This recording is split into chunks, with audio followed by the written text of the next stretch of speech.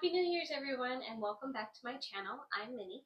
Today we're taking a trip down memory lane as we go through my top 3 travel memories of 2024. I have been all over the place this past year. I spent my first 6 months in Korea. I did a week in Vietnam. And for the last 6 months, I have been here in the United States. Honestly, it's been kind of a long year, but I'm excited to double my travels in 2025. But before I get ahead of myself, let's dive back into 2024. Starting off strong with my birthday trip back in April to Geoje Island in South Korea.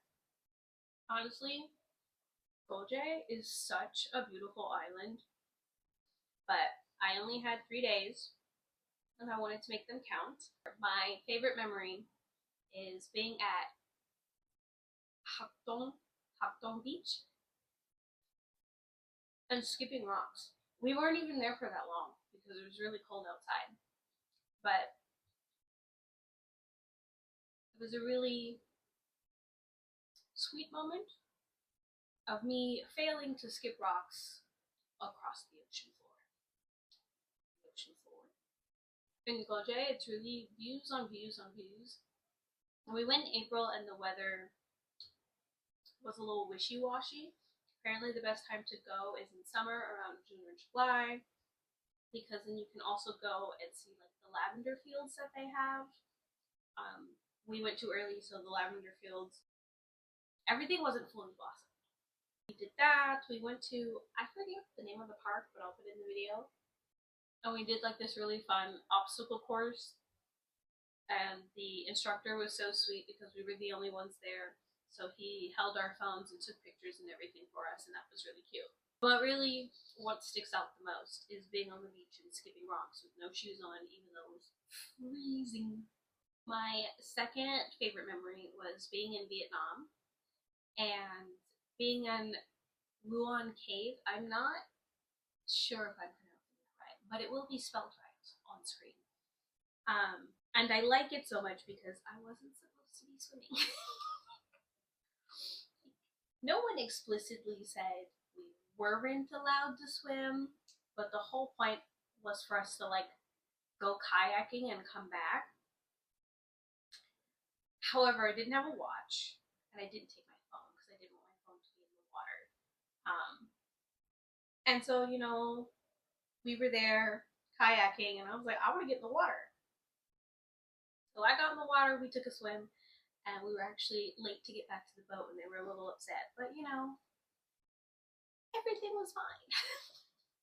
But it was just a great experience being like enveloped. Is that a word?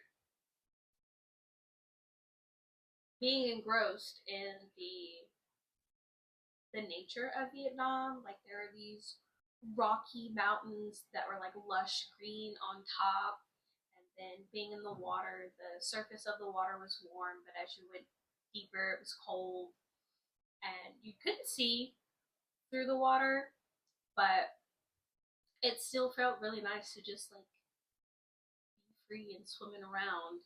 And again, being the only one swimming around because other people were just looking at me like I was crazy, but I'm like, I feel like we wouldn't be allowed to kayak here if there were like things in the water. The most I saw were these cute little baby crabs on a rock that I had swam to because I was going to like sit on the rock and have like a little mermaid moment. But, I didn't want to colonize the rock. So Vietnam in and of itself is an excellent destination. It's hot though. Like, it doesn't matter that you showered.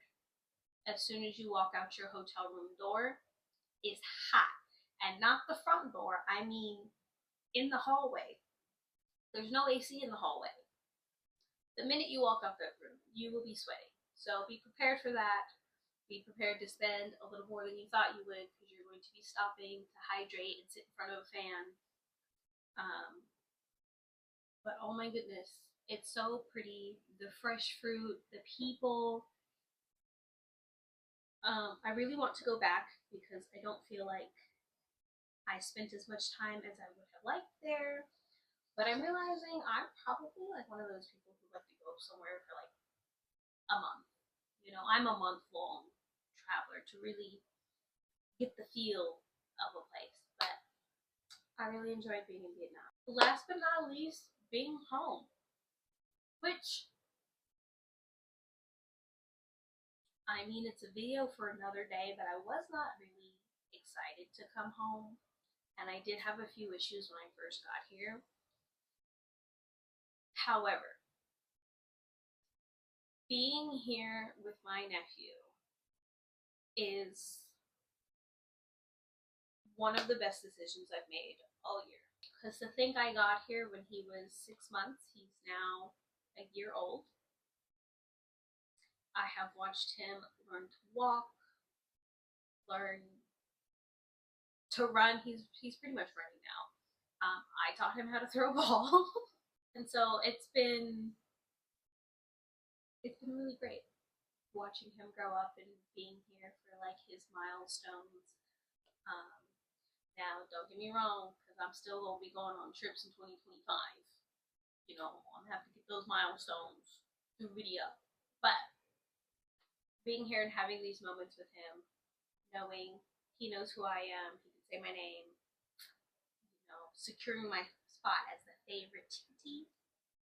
And really, I am so grateful for the travel experiences and lessons that I had the opportunity to explore in 2024.